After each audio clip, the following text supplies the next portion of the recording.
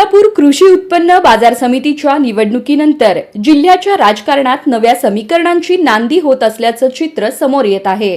भाजपचे आमदार सुभाष देशमुख आणि विजयकुमार देशमुख, माजी मंत्री सिद्धाराम म्हेत्रे, राष्ट्रवादी काँग्रेस शरद पवार गटाचे जिल्हाध्यक्ष बळीराम काका साठे तसेच काँग्रेसचे माजी जिल्हाध्यक्ष बाळासाहेब शेळके एकाच मंचावर दिसल्याने अनेकांच्या भुवया उंचावल्या आहेत। बाजार समितीच्या निवडणुकीत भाजप व मित्र पक्षांचे पॅनल वर्चस्व राखण्यात यशस्वी ठरले।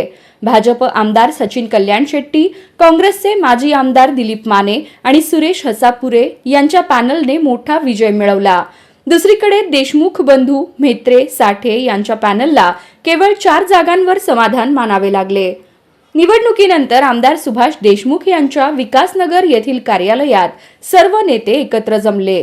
त्यावेळी देशमुख यांचे पुत्र मनीष देशमुख यांचा संचालकपदी निवड झाल्याबद्दल सत्कार करण्यात आला। या सोहळ्याच्या निमित्ताने वर्षानुवर्षे एकमेकांशी राजकीय विरोधात असलेले नेते एकत्र आल्याने हा फक्त सत्कार नव्हे तर भविष्यातील राजकीय भूकंपाची नांदी असल्याचं निरीक्षकांचे म्हणणे आहे। दरम्यान सुभाष देशमुख आणि विजयकुमार देशमुख यांच्यातील वैरही संपुष्टात येत असल्याचं स्पष्ट दिसलं। भाजपच्या शहर व जिल्हाध्यक्ष पदाच्या मुलाखतीदरम्यान दोघांमध्ये दीर्घ संवाद झाला। त्यानंतर ते एकत्र कार्यालयात दाखल झाले। राजकीय पटलावर हा नवा समन्वय कुठल्या दिशा दाखवतो हे येणारा काळच ठरवेल।